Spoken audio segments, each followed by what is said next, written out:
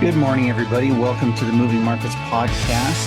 It is Monday, July the 13th, 2026.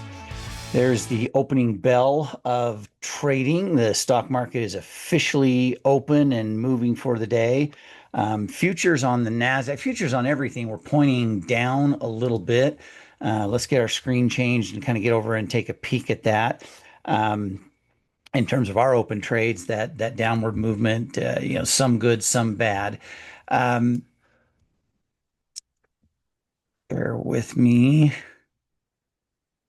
There we go. Had my screen change in a way I didn't want it to for a minute. We've got today, this is still on pre-market. Let's look at where the markets are actually at. This is a little bit surprising. Dow Jones is up a little bit. Not a terrible shock because the reality is it was only down a little bit. If you're talking from a percentage standpoint, it was down a fraction.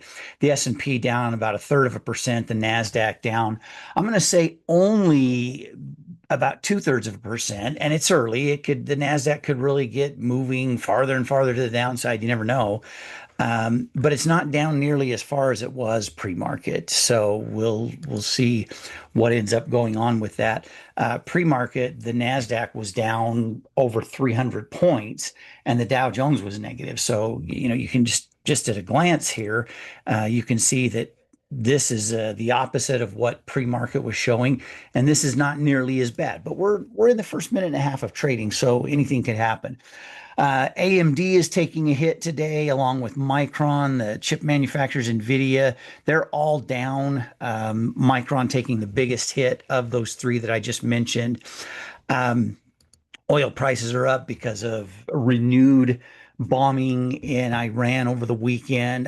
That shouldn't be a surprise to anybody. I think you guys might feel different, but I'm at the point where I would be more surprised right now, like in the immediate future, I would be more surprised if Iran completely capitulated to everything the United States is asking for and showed any inkling of actually following through on it.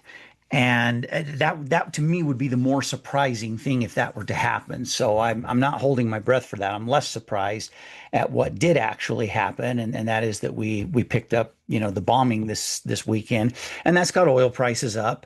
We're still on oil, not higher than we were just before the Iran situation started. So I mention that a lot because gas prices are still up a lot higher than they were before that started, but oil prices have come back down to what you would consider a fairly moderate level in that regard.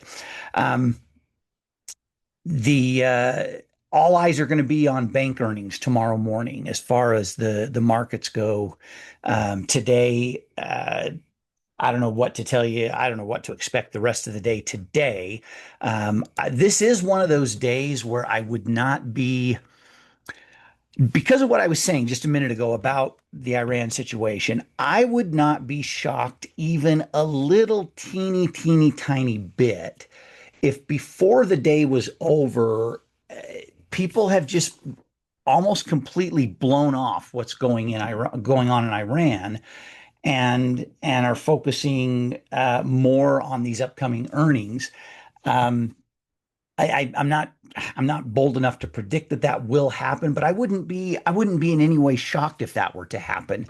I think that's the state of the markets right now. We're just not being affected like we were over this situation going on in Iran, and you could see momentum build to the upside for the Dow. You could see the S&P go into positive territory, and you could see the NASDAQ get back to a break even, if not go into positive territory. I think you could actually see a little bit of a shift. We'll see if it can happen or not, but none of that would shock me. None of that would surprise me. I mean, I would even hope for it, because I would love to see the sell off this morning on the chip manufacturers.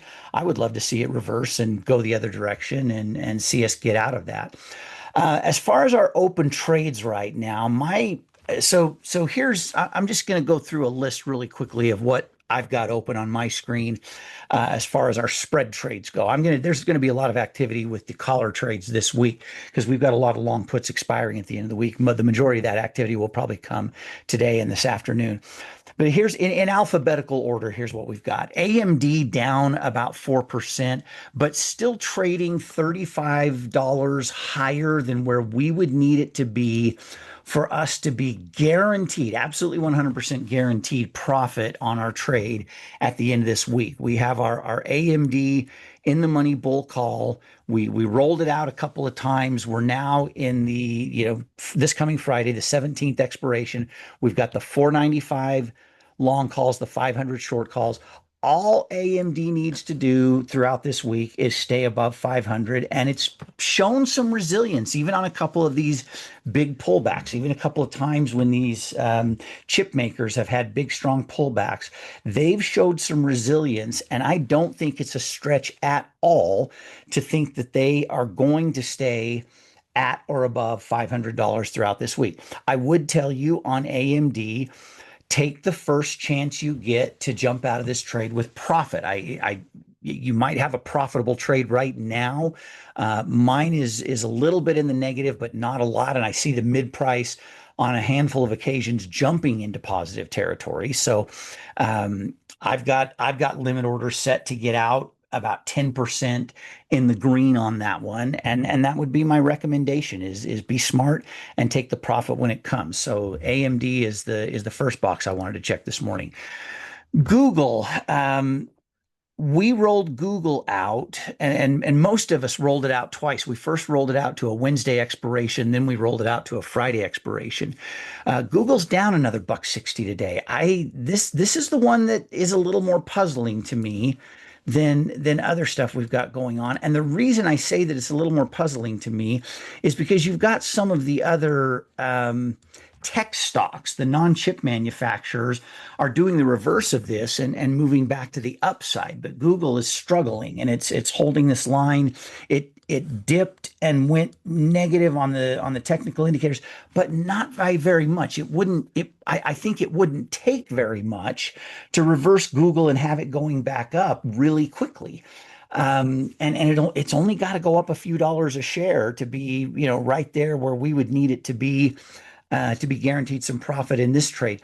I think there is a likelihood that if we don't see that turn come today or tomorrow, and I'm not of the mindset that it couldn't happen today, because Google went down to 354.20 just right at the open. It dipped down about $3 a share, $2.50, $3 a share. Now it's only down $1 a share, just barely over $1 a share. It's already is sort of kind of, trying to go back in the other direction. And I think that could happen quite easily before this day is over. So that's where we're at with Google. There's a good chance we roll this one out one more time.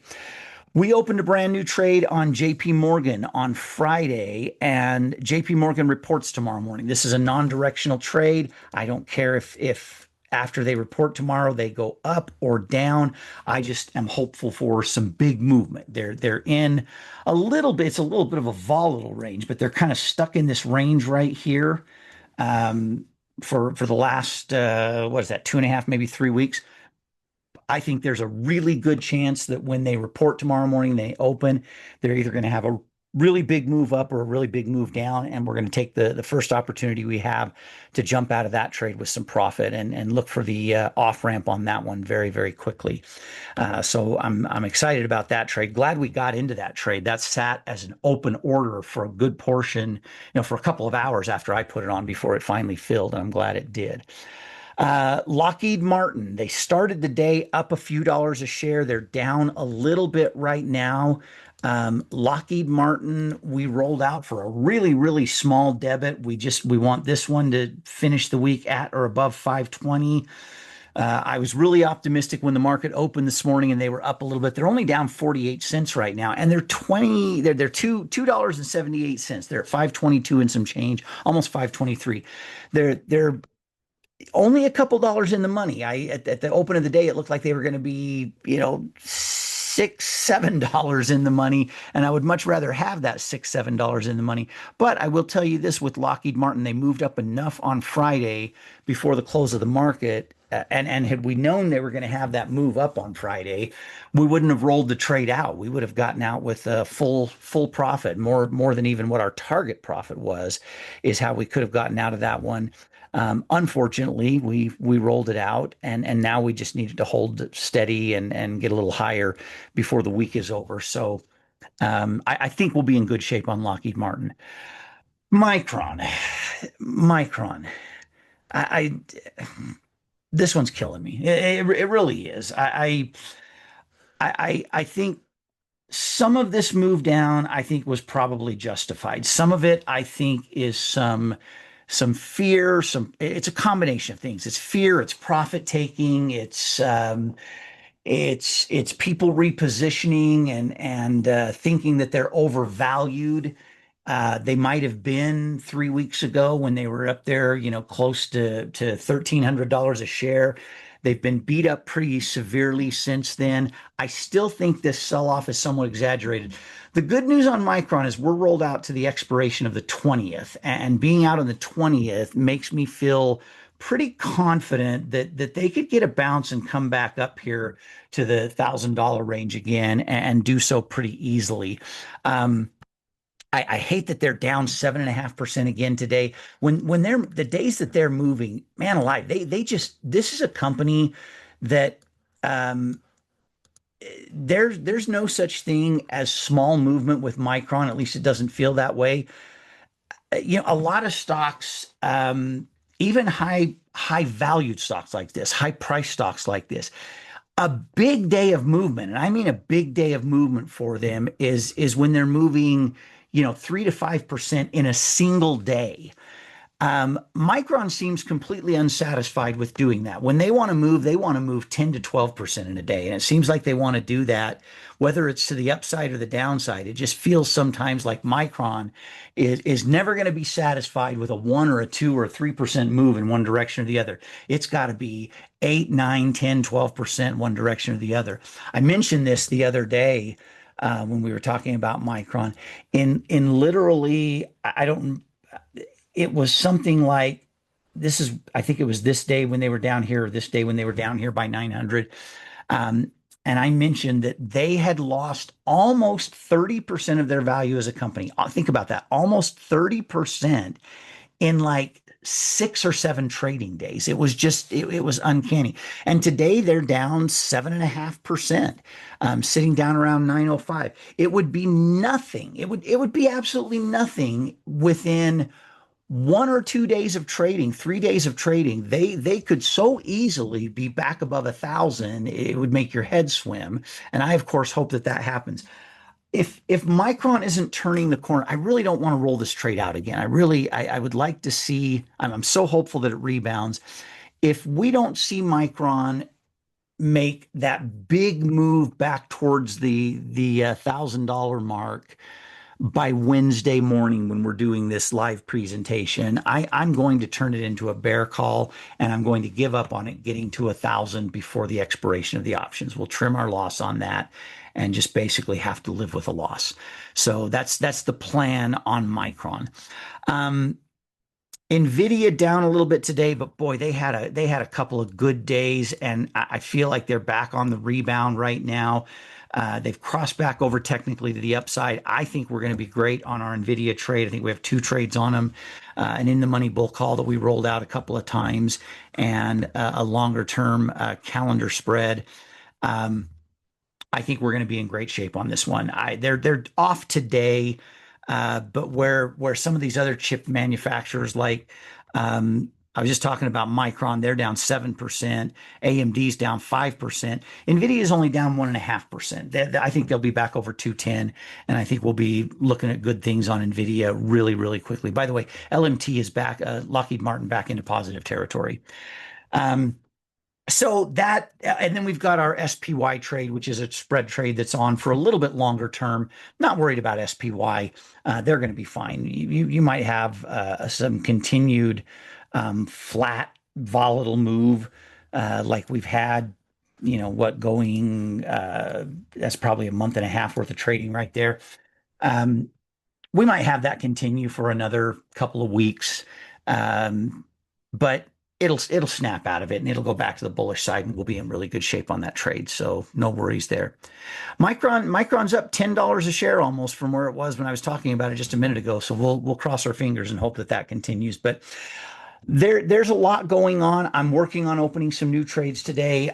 They'll first be posted to Discord and then I'll get them out in an email. But I'm definitely going to do a new main SOS spread trade today, probably more towards the latter part of the day or after the market closes for an open tomorrow morning. But I would like to add another um, one or two triple play trades today. So I'll be working on that for the next couple of hours. There's a number of things I'm watching, some that report this week, some that report next week.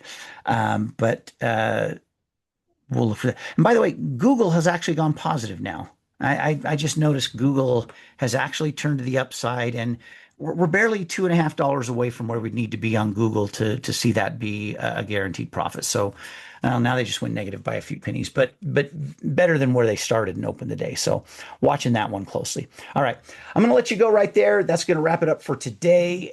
If you're able to, just keep an eye on your alerts that come on Discord, but I'll make sure I email anything that goes out today as well. And we'll set tight limit orders to make sure we get filled at good prices on the trades that we send out. And have a great rest of your day, or have a great rest of your Monday. And I'll see you back here live tomorrow morning. Thanks, everyone. Bye bye.